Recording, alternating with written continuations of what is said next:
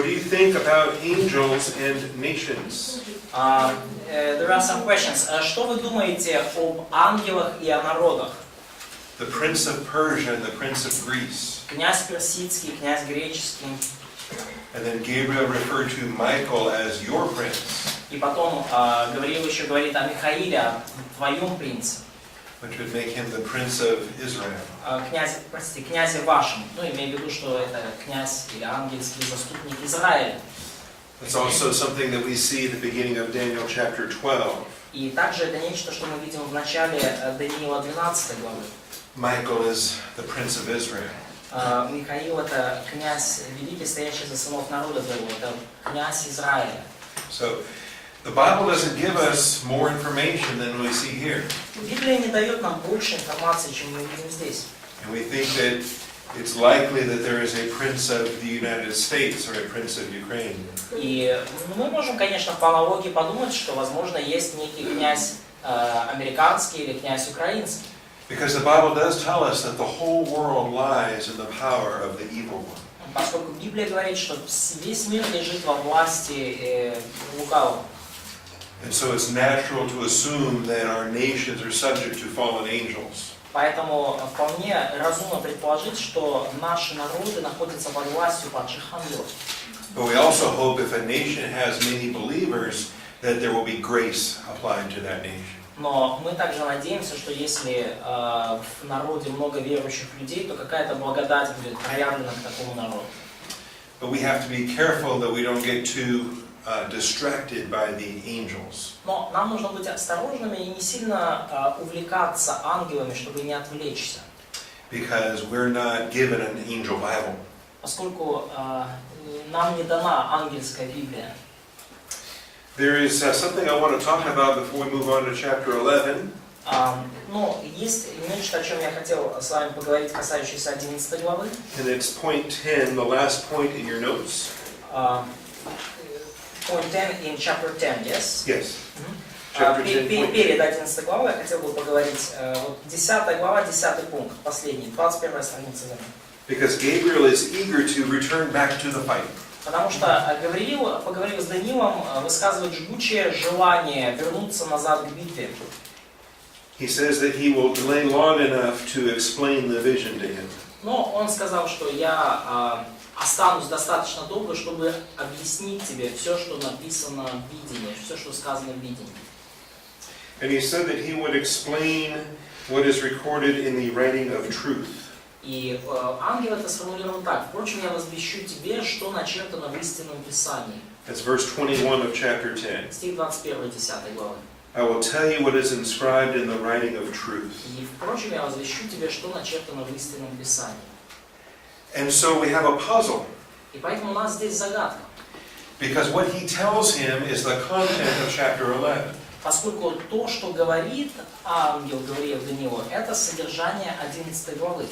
There's a very long message in chapter 11 about the king of the north and the king of the south. И там очень длинное послание в 11 главе о царе северном, царе южном. And as he's explaining this in chapter 11, И вот когда он это все объясняет в 11 главе, we ask ourselves, where was that written down in the writing of truth? то мы задаем себе вопрос, а где это было записано, вот в каком истинном Писании? Because chapter 10, verse 21, Gabriel says, I will tell you what is inscribed in the writing of truth. Потому что, вот смотрите, в 21 стихе Гавриил говорит, я возвещу тебе, что начертано в истинном Писании. Okay? Because that information in Daniel 11 is not found anywhere else in the Bible. Но та информация, которая идет дальше, Даниила 11 глава, мы ее не видим больше нигде в Библии.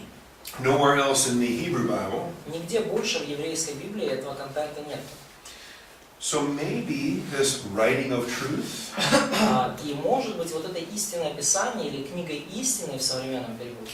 maybe we have a hint or a clue Может быть, у нас есть уже как бы какое-то указание, какая-то зацепка. that maybe the angels have a written text. Может быть, и у ангелов тоже есть какой-то написанный текст. Something that Gabriel has available to him. Может быть, нечто есть, что доступно для Гавриила. That he calls the writing of truth. И Гавриил называет вот этот ангельский текст книгой истины или истинным Писанием. Possible? Возможно. I have an opinion. У меня есть мнение. I have lots of У opinions. меня много разных мнений. You don't have to accept my opinions. И вы не обязаны принимать мое мнение. But I think this expression, writing of truth, has a significance. Но я думаю, что вот эта фраза «истинное Писание» или «книга истины», в ней есть большая значимость. And now Gabriel Daniel becomes the first human being to receive a Bible class from the angelic scriptures. И Даниил становится первым человеком на земле, который получает библейское наставление из ангельских писаний. And then he writes it down for the Hebrews in the Hebrew scriptures. И он записывает этот библейский урок, и он вписывает его таким образом в еврейские писания. And we have it for us today in our Bibles. И оно у нас есть и сегодня в нашей He Библии. does say, though, about to come. Но, кстати, говорится, что «вот придет», и в английском переводе, что «вот-вот придет».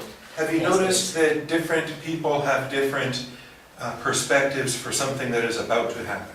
Да, то есть вы, может, заметили, разные люди по-разному как бы смотрят на... фраза «вот-вот случится», она по-разному выглядит для разных людей. I might say that I'm about to return to Texas. Я могу сказать, что я вот-вот вернусь в Техас. But that's still 8 days away. Но это все равно будет через 8 дней.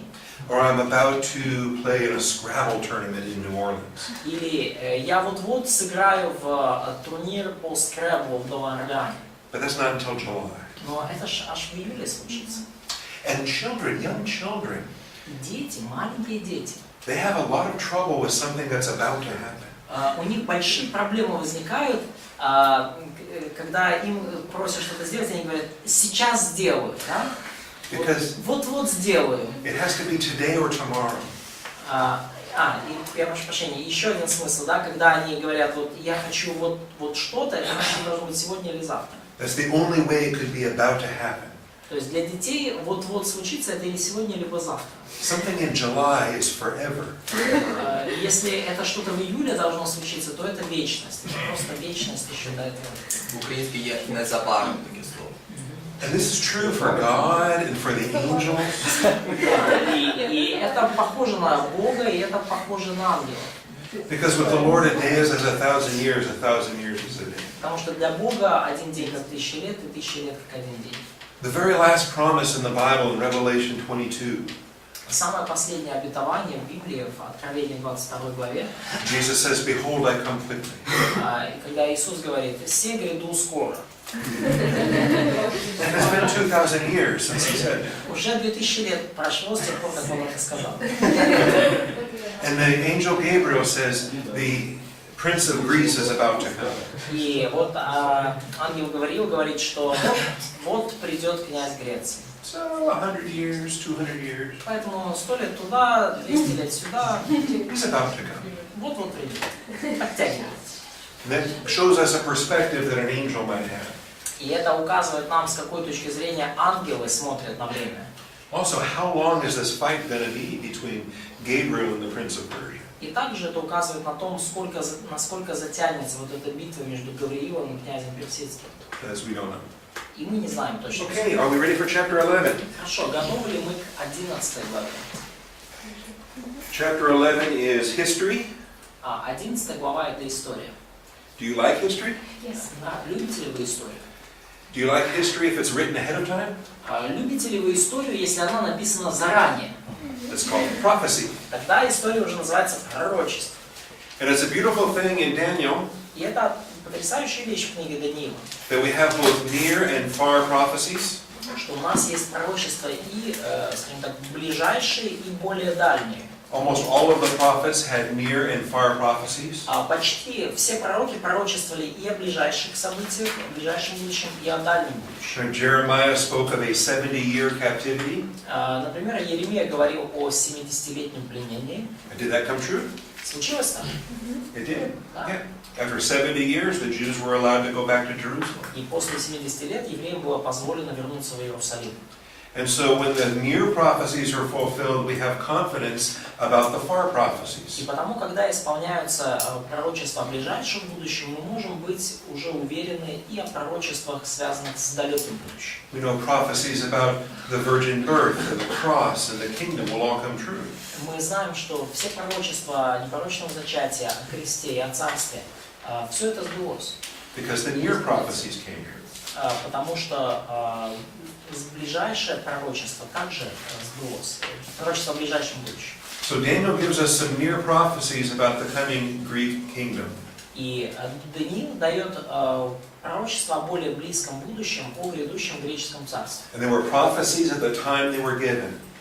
There was no future when he gave them. Да, и в тот момент, когда эти пророчества были даны, они все еще были будущим. But when Jesus is alive in the Gospels, all of this is past history. Но когда Иисус уже жив и происходят события Евангелия, все это уже прошлое, все это история. Understand? Понимаете? Okay. So chapter 2 has a statue. Итак, во второй главе у нас есть истукан. Are you tired of seeing this? Устали от моих рисунков? The head is made of what? Голова сделана из чего? Gold. Gold. And it represents what kingdom? И символизирует какое царство? Babylon. The chest and arms are made of what metal? Грудь и руки это какой металл? Silver. And it represents what kingdom? Символизирует что? Medo-Persia. Okay? Это Персия. The belly and the thighs are what metal? Бедра и живот какой металл? Bronze. Bronze. And it represents what kingdom? И какое царство? Greece. Greece. The legs are made of what metal? Ноги из чего сделаны? Iron. Iron. And it represents what kingdom? Символизирует что? Rome. Rome. Okay. So we have Babylon, Persia, Greece, and Rome. Итак, Вавилон, Персия, Греция и Рим. Say that with me. Babylon, Persia, Greece, and Rome. Скажите вместе со мной. Вавилон, Персия, Греция, Рим. Вавилон, Персия, Греция, Рим. That's okay. When you walk home today, I want you to say Babylon, Persia, Greece, and Rome. Когда вы пойдете сегодня домой, я хочу, чтобы вы говорили Вавилон, Персия, Греция, Рим. Okay. Because you will never forget. Чтобы вы уже этого не забудете. 4 kingdoms. 4 царства. Then the feet happen. И потом вот эти, так сказать, ступни. Is this the 5th kingdom? Что это, 5-е царство? No, it is not a 5th kingdom. Это не 5-е царство. Because a new metal is introduced. New metal is not introduced. It is not a metal. Да, то есть как бы новый металл представлен или нет? What is it that's introduced? Но что представлено? Some Clay. kind of mixture. Clay is mixed with the iron. Yes. Глина с железом. Okay. And this is not a metal. И это не металл. And it does not replace the iron. И глина не заменяет железо. So this is not a 5th kingdom. Поэтому это не какое-то 5-е царство. We don't see a 5th kingdom until the rock comes down from heaven. Мы не видим 5-го царства до тех пор, пока с неба не ляснется вот этот здоровый камень. And it grows into the kingdom of heaven on earth.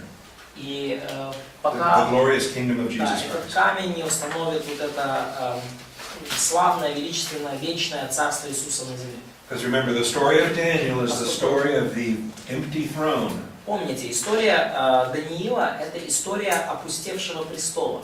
And the times of the Gentiles in between 586 И эта история о временах язычников в период между 586 годом до нашей эры and whatever year it is that Jesus takes his seat on that throne. и каким бы там ни был годом в тот год, когда Иисус так и сядет на престоле. Hopefully it's 2024 Надеемся, что 2024 or soon after that. или вскоре после этого. Okay? 7 years after today. То есть 7 лет после, если восхищение случится сегодня, то вот через 7 лет Иисус придет и воссядет на трон. And possibly more than 7 years. Ну и возможно это продлится даже больше 7 лет. We saw yesterday what begins that 7 years. Мы вчера с вами видели, с чего начнется вот эта последняя седьмина. Remember yesterday? Кто помнит? Преподает. С чего начнется великая скорбь, последняя седмина? What is it? Ну, поднесение церкви. He says rapture. Еще идеи. Договор. Covenant. Covenant. Contract. Okay, that's right. Завет. We saw that Заключить завет there's со многими одна седьмина. 69 septads before the cross, Мы уже видели эти 69 седьмин перед крестом, and there's one septad that remains. и одна седьмина осталась. Okay, but the beginning of that septad is not the rapture of the church. Но начало этой седьмины – это не восхищение церкви. The beginning of that septad is the signing of the covenant with the coming prince. Начало этой седьмины – это подписание завета с грядущим этим вождем. So if the rapture comes today, Поэтому если восхищение церкви случится сегодня, I hope it does, надеюсь, так и будет. but does that mean that this covenant has to be signed for tomorrow morning? Но будет ли это значить, что завет Антихриста там, с Израилем будет подписан завтра утром? Да. No. Especially Особенно, if we haven't seen these toes yet. если мы пока еще не увидели эти пальчики на ступне. It will take some time for toes to come, Понадобится некое время, чтобы появились эти ступни, проявились. or for horns to rise on the beast. Или, чтобы иными словами, чтобы рога возникли на этом звере. And then after those 10 horns arise on the beast, И после того, как возвысится этих 10 рогов на звере, the Antichrist horn has to rise to uproot 3 other horns. Антихрист возвысится над еще 3 из этих рогов. And all of that will take time. И все это потребует времени. How much time? Сколько времени? I don't know. Не знаю. Some. Какое-то время. Okay. And also, И также, maybe we'll see some toes before the rapture. может быть, мы перед восхищением уже увидим возникновение каких-то этих пальцев. Maybe we'll see the horns on the beast before the rapture. Может быть, мы увидим перед восхищением церкви уже какие-то рога на звере. The only thing we won't see is the Antichrist horn rise up, Единственное, чего мы точно не увидим, это то, как возвысится рог Антихриста. because the restraint will not let the Antichrist rise until we are gone. Поскольку удерживающий не позволит Антихристу возвыситься, пока мы не будем восхищены. Okay, so this also takes us past chapter 2 И это все нас уже приводит из 2 главы and into chapter 7. к 7. In chapter 7, what do we have instead of a head of gold? What is it that represents Babylon? В 7 главе что мы видим вместо золотой головы? Чем символизируется lion? Yes, it's a lion. Lion with the wings. Like my lion? Нравится ли это, да? Крыло. And wings also. And this lion has wings, that's right. И у ангела крылья такие. And then he stands up with the mind of a human. И этот лев, он как бы встал на ноги как человек. Okay, instead of the chest of silver that represents Media Persia, what do we have in chapter 7? Вместо серебряной груди, которая символизирует Медоперсию, что у нас в Даниила 7 главе? Bear. A bear. Bear. Except he's on his side. Что? Три ребра. Yeah, and there are three sides. Up one of its sides. He has 3 ribs. He's got 3 ribs coming out of his mouth. Yes. 3 клыка во рту у него. А как насчет этого? That is an ugly bear. Клыки где-то эти. So, okay, so Это работает? three like special teeth. Teeth or ribs. Ribs. Probably ribs. Ну, в некоторых переводах 3 зуба, а в некоторых 3 ребра, ну, 3 клыка. Да. Okay. So we have a lion, we have a bear. What's the, Так, у нас есть what лев, represents Greece in chapter 7? ведмедик. Чем представляется Греция в этой главе? Leopard. A leopard. Бакс. And what's interesting about this leopard? И что интересно с этим баксом? 4 головы. И 4 4 wings and 4 hands. Yes, 4 wings. That's okay. Тоже уводит. Oh, and leopards have spots. Да, и... да, и у леопарда, у бакса еще пятна. Okay, so now you know it's a leopard because it has spots. То есть вы уже знаете, что это бакс, потому что у него пятна. Okay. And the 4th animal, what's the 4th animal? И 4-е животное какое? А? Just a beast. Yeah, it's not an animal. Это не какое-то животное. It's different from the first 3. Оно отличается от всех этих 3. You can't even describe it with an animal resemblance, Его невозможно даже описать какой-то символикой животных. as it's just a beast. Это просто тварина, да, зверь. It's got big iron teeth. То есть у него эти же большие железные зубы. And the teeth are made of iron like the legs are made of iron. Эти зубы сделаны из железа, как и ноги те сделаны из железа. And this beast has 10 horns, И у этого зверя 10 рогов. like the toes, 10 toes on the feet. Ну, как и 10 пальцев на ноге. And then the prominent horn that comes out, И потом такой значимый рог возвышается. it overthrows 3 of those 10 horns. И 3 из прежних рогов с корнем исторгнуты были перед ним. Okay, so we have chapter 2, we have chapter 7.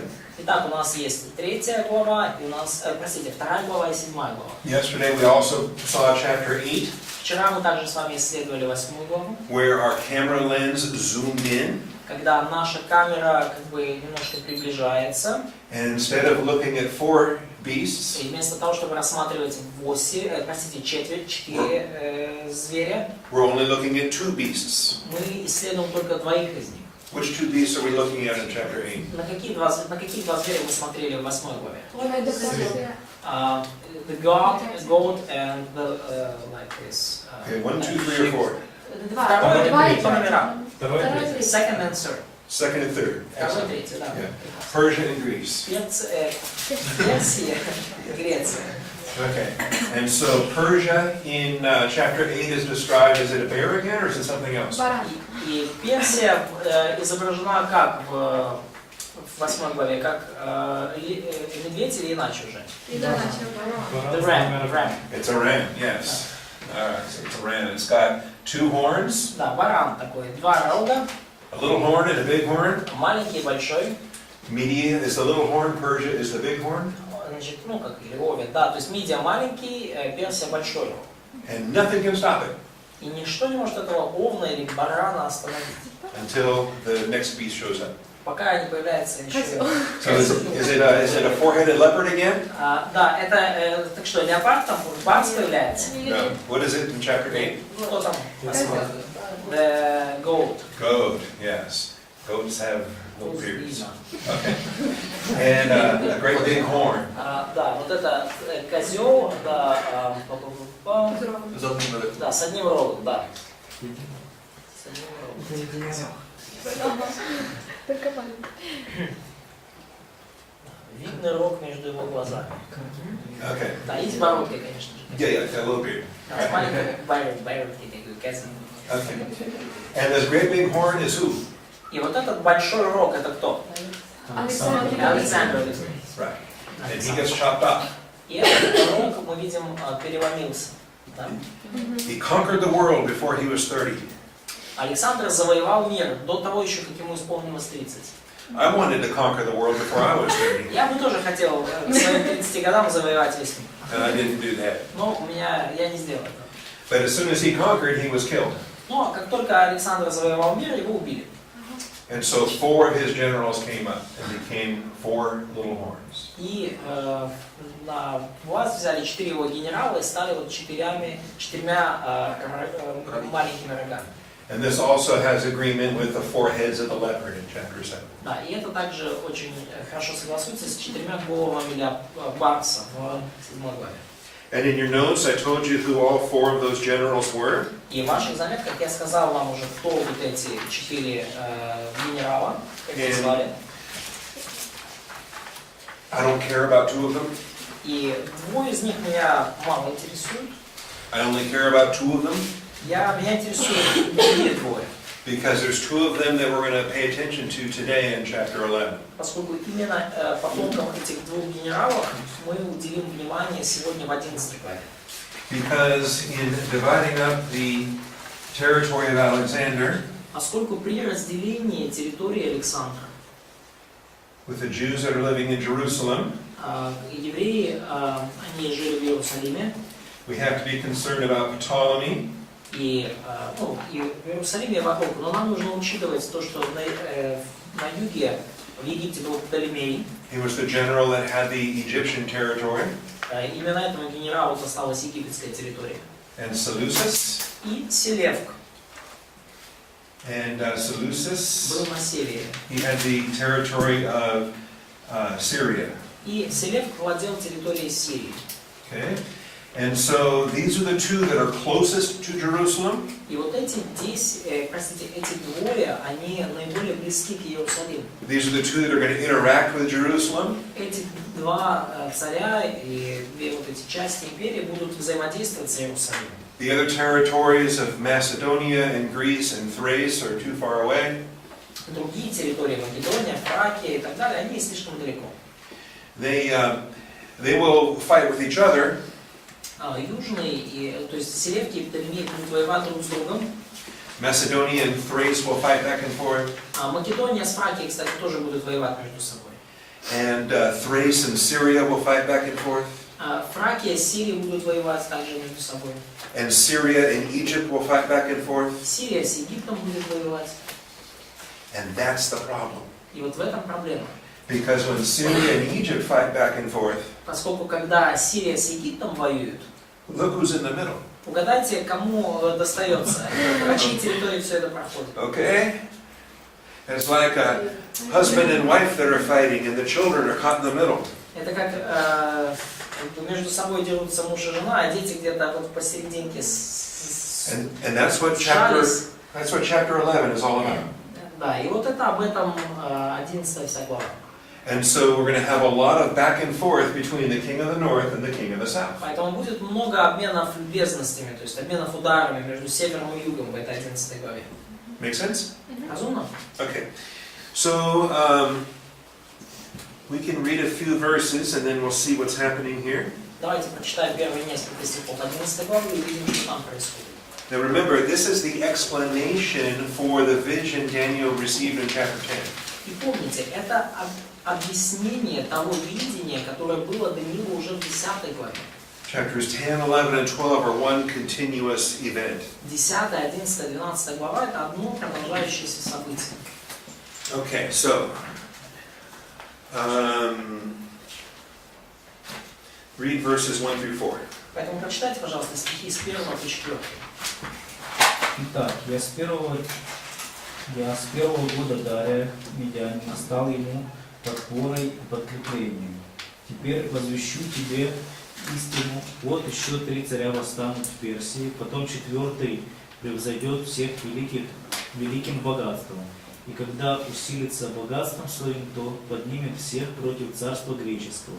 И восстанет царь могущественный, который будет владычествовать с великой властью и будет действовать по своей воле. Но когда он восстанет, царство его разрушится и разделится по 4 ветрам небесным, и не к его потокам придет, и не с той властью, с какой он владычествовал, ибо раздробится царство его и достанется другим, кроме этих. Okay, so there's a lot of interesting things here. Очень много здесь интересного. Again, in the angelic realm, Опять же, связанного с ангельской реальностью, с ангельским миром. that Gabriel rose to be an encouragement and a protection for Darius the Mede. Гавриил говорит, что он стал подпорой и подкреплением Дарию Медианину.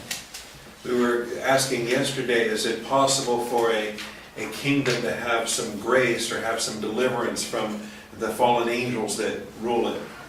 И мы задавали вчера вопрос, возможно ли для какого-то царства или народа получить некую благодать, избавление от вот этих вот демонических сил, которые правят народами. And I think that this addresses that with Gabriel being an encouragement and a protection to Darius the Mede. И я думаю, что вот здесь мы видим ответ на вопрос. Да? Гавриил был подпорой и подкреплением Дарию Медианину. Then there are 4 more kings that are going to arise in the history of Persia. 4 or 3. 3 and then a 4th one in verse 2. Да, значит, еще 4 царя восстанут в Персии, ну, уже после Дария, да? Мы читаем об этом во 2 стихе. Сначала 3, а потом 4. Okay. And I list them for you in your notes in points 3 and 4. И я вам их перечислил в ваших заметках в 3 и 4 пунктах. If you want to learn more about Cambyses and Pseudo-Smyrnus and Darius Hystaspes, you can. Если хотите больше узнать про Камбия, Псевдосмертиса и Дария I, вы можете это сделать в открытых источниках. The 4th king is Xerxes that we know from the book of Esther. 4-я книга — это Ксеркс, о котором мы знаем из книги Исфир.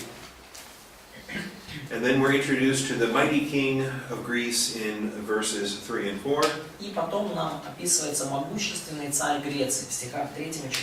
This is the rise and fall of Alexander the Great. Это возвышение и падение империи Александра Македонского. Just like we saw in chapter 8, the horn that gets broken off. Как мы уже видели в 8 главе, это тот самый рог, который отломился. And 4 kingdoms that come after him, not from his sons, but from his generals. И также сказано о 4 царствах, которые получатся из этой империи, и это будут не его потомки, и это будут другие. And of course, this was written ahead of time. И, конечно же, все это было записано заранее. This was written when there were still 4 more Persian kings on the way. И все это было написано еще тогда, когда Персию ожидало еще 4 царей. But it happened exactly as Daniel said it would. Но все это случилось именно так, как написал Даниил. The skeptics don't like it. Скептикам это, конечно же, не нравится. That's why they say it must have been written afterwards. Вот почему они говорят, что это все должно было быть написано уже после. But we discussed yesterday why that's not possible. Но мы уже обсудили с вами вчера, почему такое невозможно. It also doesn't solve anything. И также такой подход никаких проблем не решает. Because even if it was written in the Maccabean era, И потому что даже если книга Даниила была написана в эпоху Маккавея, it can't explain the future prophecies about Rome. такая гипотеза не может объяснить будущее пророчество по поводу Рима. And there are stories in this chapter about Rome also. И есть в этих главах также отрывки, касающиеся Рима, Which are still future even with the Maccabean date that they try to give it. И даже если Даниила было условно написано в дни Маккавеев, это все равно в те дни было еще будущее, все, что касалось Рима. Okay, so starting in verse 5 then, we have the king of the south. Хорошо, начиная с 5 стиха, мы видим вот этого южного царя. And information there. And then verse 6. И вот по нему есть информация здесь, потом стих 6. He gives his daughter to the king of the north. Он свою дочь отдает царю северному. And they try to form an alliance by marriage. И они пытаются установить какой-то союз через брак. That's not going to work out very well. Но это не очень хорошо сработало. Okay. And then she has, there are descendants there in verse 7. И в стихе 7 описаны потомки этого союза. And a lot of war in these years. И в эти годы проходило много войн. Notice though the descendants in verse 7. Но обратите внимание, вот отрасль, да, от корня ее в стихе 7. Remember, we were paying attention to the seed of men in chapter 2. Помните, мы с вами уже во 2 главе обращали внимание на семя человеческое. Because children don't just happen overnight. Дети, как вы понимаете, не за один вечер появляются. It takes time to have a baby. Требуется время для того, чтобы на свет появился ребенок. And it takes time for those babies to grow up to become adults. И требуется время для того, чтобы дети выросли и стали взрослыми. And what we see in this chapter is a whole lot of time is going by. И что мы здесь видим в этой главе, что большое количество времени. We have a lot of different kings through a lot of years in this chapter. Поскольку очень много разных царей здесь, и царей разных годов, и в этой главе они все перечислены. And so it will be helpful for you to have a list to refer to. И поэтому для вас было бы полезно иметь под руками вот такой список, к которому вы могли бы обращаться. Because in the Bible, all we have is king of the south. Поскольку все, что у нас есть в Библии, это царь северный или царь южный. And a king of the south in verse 5, 6, 7, 8, in all those verses, they're all different kings of the south. Но вот все эти южные или северные цари, которые в 5, 6, 7, 8, это все разные южные цари. And so we have king of the south, we have Ptolemy. Итак, вот в 5 стихе царь южный это Птолемей I. Ptolemy 1, 2, 3, 4, 5, and 6. Значит, Птолемеев у нас 1, 2, 3, 4, 5, 6. And each one of these Ptolemies has a nickname. И у каждого из этих Птолемеев у него еще своя, как бы, свой ник, своя кликуха. In addition to his number, В дополнение к номеру. Ptolemy I is called Soter. Птолемей первый назван Сотером. Have you ever studied Вы soteriology? исследовали когда-то сотериологию? You know the Greek word sozo and soter? Помните, да, греческое слово содза? Soteria? Сотерия. Remember, these are Greek kingdoms. Помните, это уже греческие царства. So you've studied Greek. Вы изучали греческий, You can understand these things. вы можете понять уже эти имена. The general Ptolemy was the savior. Птолемей первый генерал был спаситель, Сотер. Ptolemy II is Philadelphus. А Птолемей второй был Филадельф. What do you think that's about? Как вы думаете, что это значит? Братья любовь. Brotherly love. Brotherly love, yes. Любил братьев. Ptolemy III, Euergetes. Птолемей третий Эвергет. He was a good worker. Такой хороший труженик, верный труженик. Ptolemy IV loved his father. We don't see him. Okay. Филопатр. I'm sorry. Philopator, Да. yes. Птолемей четвертый в другой колонке с Севкидом, да. Птолемей четвертый Филопатр. Любил папу своего. Ptolemy V was a glorious. Птолемей пятый Епифан. Славный. Epiphanes. Андрей, что он в другой колонке? Это так? So why is Ptolemy fourth is in another column? Is it Ошибка. right or it's just a mistake? На двумя царствами? Maybe he was a king over two kingdoms. No? Нет, это ошибка. So can you just try Поменять, там надо поменять места. So it's here like Ptolemy fourth is he's in the. Oh, no. He needs to be on the left. Да, его стрелочку сделать, это ошибка. Это, конечно, он там, на юге. Somebody should fix that. Кто-то должен это исправить. Okay. And then Ptolemy V, Потом Птолемей пятый, in verse 17, в стихе 17. he is Epiphanes. Епифан, да, славный. Okay. But he's not Antiochus Epiphanes. That's the king of the north. Но это не Антиох Епифан, это Антиох Епифан, это уже царь северный. This is Ptolemy А это мы сейчас говорим про Птолемеев, Epiphanes. южных царей. Птолемей Епифан. And Epiphanes is the great, И Епифан буквально значит великий, the glorious. славный. Okay. And then finally Ptolemy VI is Philometor. И в конце концов Птолемей шестой Филометр. He loved his mother. Он любил свою маму. And so it's kind of easy in Egypt. То есть немножко так, довольно все легко в Египте. They're all Ptolemy 1 through 6. Все они Птолемеи с 1 по 6. And the chapter ends before we get to Ptolemy 7. Но глава заканчивается до того, как мы добираемся там до 7 Птолемея. But we know in history Ptolemy 7 is Queen Cleopatra. Но мы знаем из истории, что 7 Птолемей это царица Клеопатра. And we've seen her movies. И мы все видели, наверное, фильмы о ней. We know about her love affair with Julius Caesar. Мы знаем о ее интрижках там с Юлием Цезарем. And then with Anthony. И потом с Марком Антонием. Okay. We can also read about her in history. Мы также можем прочитать о ней в истории. Because she had a great hatred for Herod the Great. Поскольку она очень сильно ненавидела Ирода Великого. And some of the history that comes in between the Old Testament and the New Testament.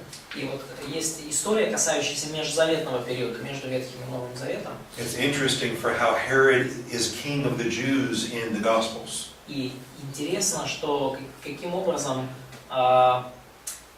Ирод оказался царем евреев в Евангелиях.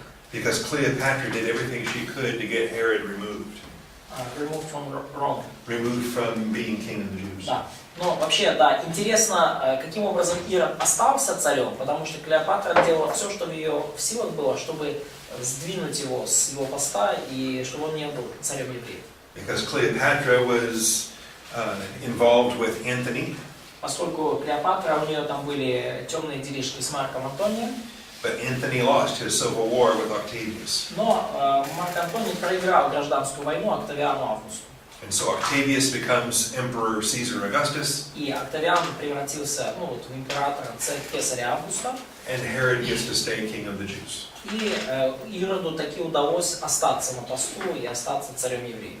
Okay, so these are the stories of the Ptolemies, king of the south. Вот это вот история Птолемеев, царей южных.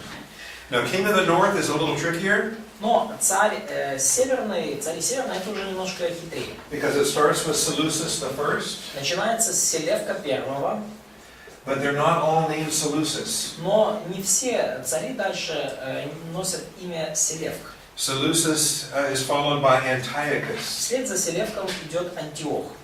And we have a lot of back and forth between Seleucus and И Antiochus. потом много идет переключений между Селевком и Антиохом, то есть между этими именами. And so the numbers will follow their names. Поэтому номера будут идти по порядку как имена, да, то есть сначала имя, потом номер. And so we have Seleucus the first followed by Antiochus the first. Значит, сначала у нас Селевк первый, потом Антиох первый, And then we had Antiochus the second потом Антиох второй, before we get Seleucus the second. после него Селевк второй. So you see how that's following there? Понимаете сейчас логику, да? Okay. And each of these guys have nicknames also. И у каждого из этих ребят тоже была своя кликуха. And they can have the same nickname sometimes if it's somebody different. И порой у них даже были похожие никнеймы.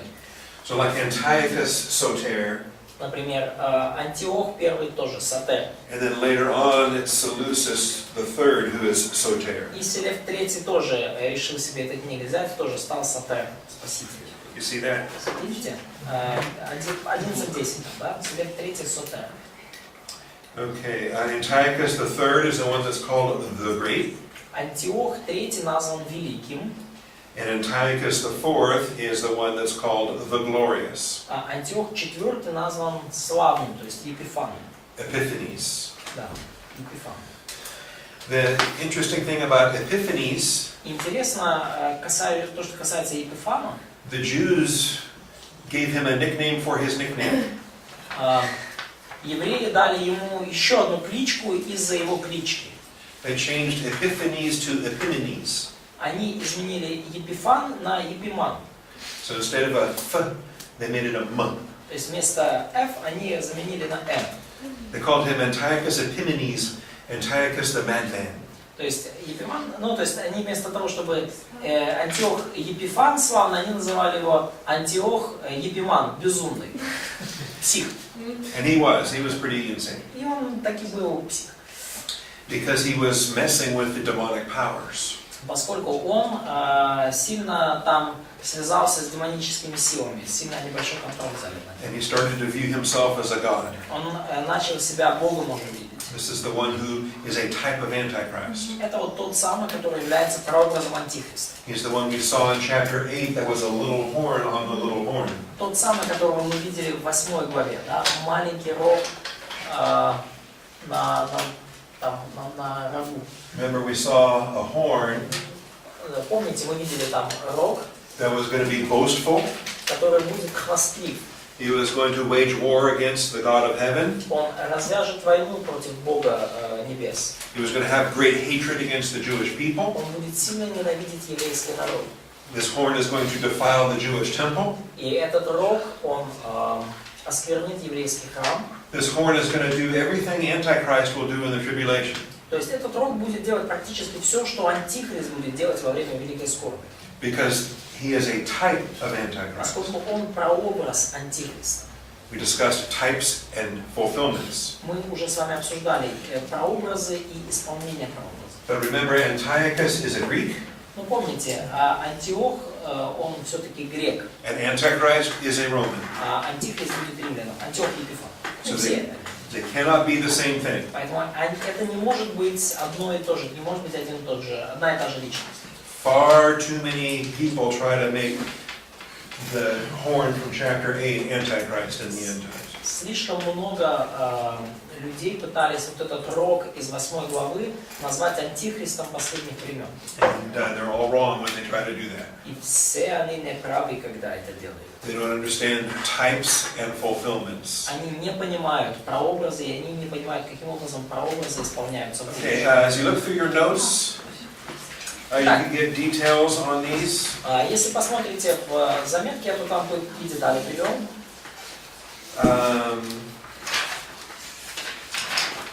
Let's see, point 7 Пункт 7. gives you information about verse 5 in chapter 11. Там информация о 5 стихе 11 главы. And information about Ptolemy 1. И информация про Птолемея I. And this is secular history that goes with the details from verse 5. И это светская история, которая вот уже касается деталей стиха 5. In point 8, I give you secular history that goes with verse 6. В 8 пункте я привел светскую историю, касающуюся 6 стиха. And information about how they were enemies, but they tried to form a marriage alliance. То есть информацию о том, как они были врагами, а потом попробовали заключить союз через брак. You see in point 8, Ptolemy II's daughter, her name is Berenice. Вы видите, да, в 8 пункте дочь Птолемея II Вероника. And that's not a common name. И имя, в общем-то, не распространенное в то время. But it was a common female name in the Maccabean era of the Greeks. Но это было уже распространенное время в Маккабейскую эпоху Греции. This era we're talking about here in the 3rd century. Но эпоха, о которой мы говорим сейчас, это 3-е столетие. So most of these are very wicked women. То есть, кстати, все эти женщины были очень нечестивы. A lot of them Почти большая часть. became assassins. Многие из них совершили покушение. They were sent places to get married and to poison people. Совершали покушение, то есть их как бы отправляли в разные места, чтобы они там вступали в брак, а потом отправляли людей. So that's not a good thing. Поэтому ничего хорошего на самом деле. Okay, so you can read some more of this. То есть вы можете тут больше почитать, истории разные.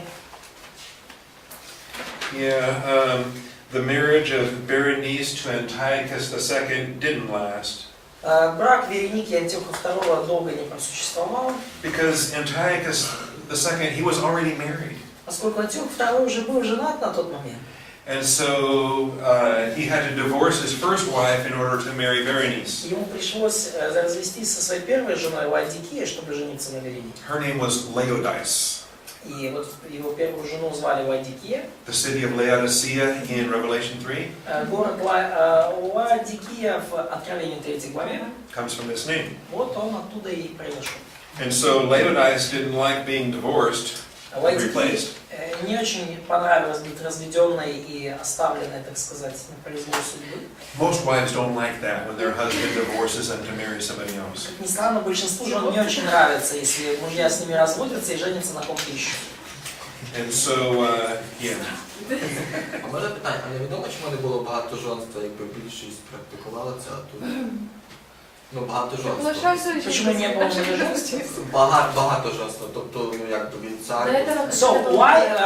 So in previous centuries we saw that it was common for king to have multiple wives and there was no any problems with that. So why he should divorce Laodicea to marry Veronica? Why couldn't he just do Just about it? add an extra wife. Yeah. Specifically, part of the treaty between the kingdoms Ну, как бы это была частью завета, договора между царствами. would demand the divorce, Сделка требовала развода. would demand that the children from that first wife are no longer heirs. И, то есть, условия договора требовали, чтобы дети от первой жены больше не считались наследниками. It would guarantee that the children of the new marriage would become the heirs to the throne. И таким образом гарантировалось, что дети вот от нового брака станут наследниками престола. Yeah. Often there were multiple wives, Очень часто было много жен у царей, but there would always be one main wife. но всегда была какая-то одна главная жена. Жена жен. Not always the favorite, Не всегда самая любимая была, but always the main one, но всегда самая главная. to whom the children would be heirs. И дети от нее считались наследниками. Other children might not be heirs, Другие дети могли и не быть наследниками. especially children of concubines. Особенно дети наложниц. children of concubines were almost never heirs. Почти никогда наследниками не становились дети наложниц. They would still be legitimate children. Они все равно считались законными детьми. That's very important. They would not be bastards. То есть это очень важно. То есть они не считались бастрюками, да. They would be legitimate children and citizens. Они были законными детьми, законными гражданами. Very important that they are not a bastard. То есть это очень важно, что они не были незаконнорожденные, как бастрюки. But still they would be children, legitimate children, and not be heirs of the inheritance. Но все равно они были законными детьми, но они не были наследниками престола. So it's a great question. The divorce was a matter of inheritance and the children becoming eligible for the throne. Отличный вопрос. Развод был вопросом наследования престола, и дети предыдущей жены становились как бы не... Лишались. Да, то есть они лишались права на наследование престола.